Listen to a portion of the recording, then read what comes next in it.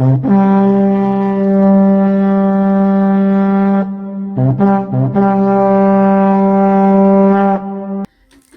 you were to play a game, it would be most advantageous to know the rules of the game before you begin. But here we find ourselves in the middle of a game that we don't even know the name of. If you live in Australia, I'm going to tell you the name of this game, and I will also explain the rules.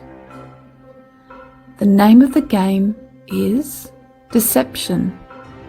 And before I begin to discuss the rules of this game, I need to bring you up to speed with some of the historical facts so that the rules make sense. On the 26th of January 1910, the day we call Australia Day, is the day that we became an occupied territory. 8 treaties were signed regarding the Hague War on land, concerning the recovery of debts, the customs of war, and the opening of hostilities. These treaties still apply now. Why did this happen, and what does this mean?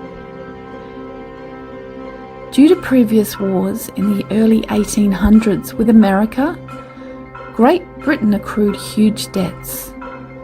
They borrowed money from the Rothschild banking cartel, who also lends money to the Holy See, which is the Vatican. The Rothschilds also own the World Bank and the IMF, which are linked to the United Nations. In 1908, the great debt collectors came knocking on our door by the way of the Great White Fleet.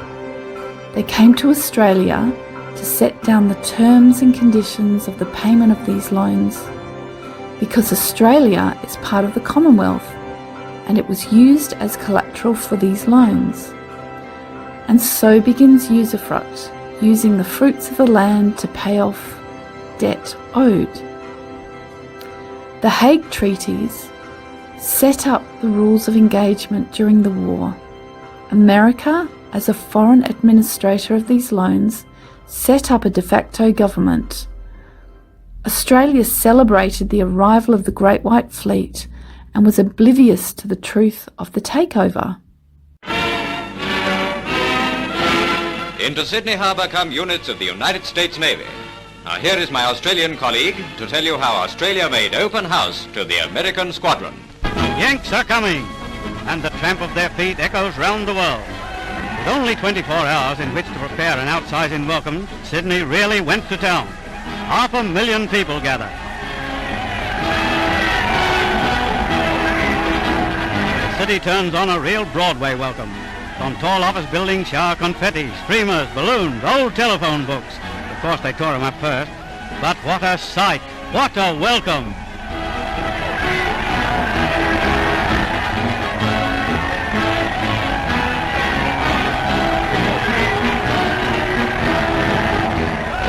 This marvelous demonstration of friendship and goodwill can only happen because the Pacific is still Pacific.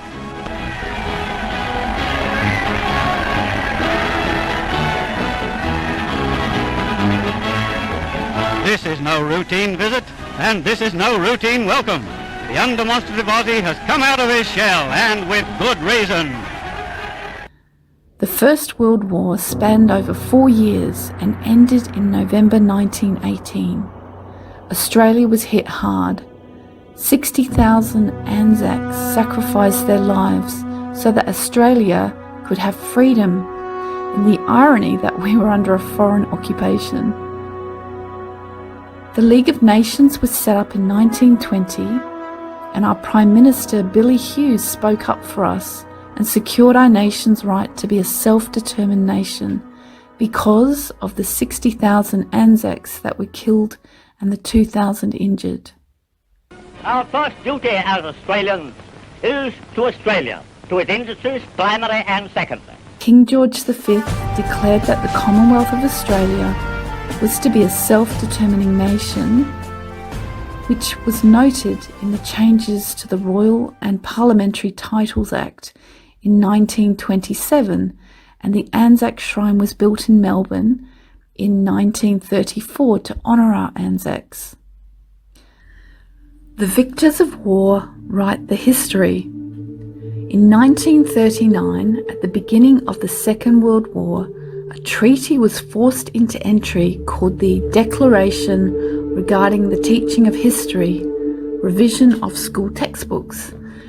This treaty outlines the way history is to be taught in schools to hide the truth that we are indeed an occupied territory under the rules of war. The foreign occupation foresaw the dangers that may arise through the presentation of certain historical events in school textbooks that people might disagree with. In other words, Australians might be a little bit upset to know that they were under foreign occupation. On the 24th of October in 1945, the United Nations was formed. And in 1948, the Nationality and Citizenship Act was passed, which formally announced the United Nations as the trustee of the Commonwealth of Australia. An important fact to be aware of is that we all became citizens of Australia and not imperial subjects. This meant that we all officially boarded the citizenship and joined the foreign occupation. Another interesting fact is, according to the Acts Interpretation Act of 1901, Australia and the Commonwealth of Australia are defined as, when used in geographical sense, includes the Norfolk Island, the territory of Christmas Island, and the territory of the Cocos-Keeling Islands, but does not include any other external territories. Now this means that the landmass that we know as Australia is in actual fact not. So what are we citizens of, and why did they declare Australians to be citizens? 2 words: the United Nations, the UN. The UN is a privately owned organisation that is influenced by the global elite. They have been working towards a new world order, a one world government to make the world interdependent so that no one nation can be independent.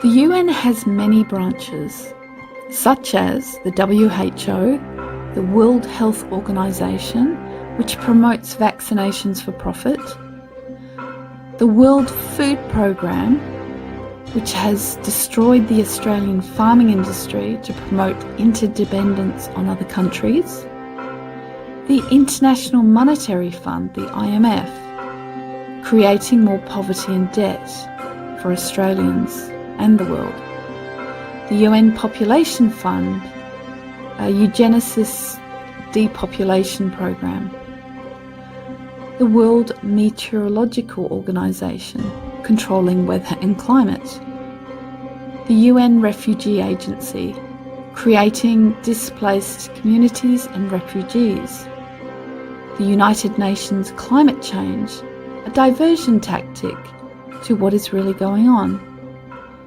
and the International Trade Centre, destroying small businesses, which is just to name a few. Now, the UN is funded by other private businesses and companies such as the World Bank and the Bill and Melinda Gates Foundation. And over the years, Australia gradually sold out and was sold off, treaty by treaty, act by act, by a de facto government that works for a foreign occupation. In 1973, Gough Whitlam signed Australia over to the Foreign Unidroit Treaty of Rome, handing the equitable title of mineral and energy wealth of Australia over to a foreign power, the head office in Rome. The US signed over the Unidroit in 1964, just after JFK was shot. Coincidence? The Australia Act of 1986 changed the constitution relating to the Commonwealth of Australia, Constitution Act of 1901 UK. In short, the Constitution was created to protect the people of Australia from corrupt government. Bob Hawke, the Prime Minister of this time, made sure that this changed.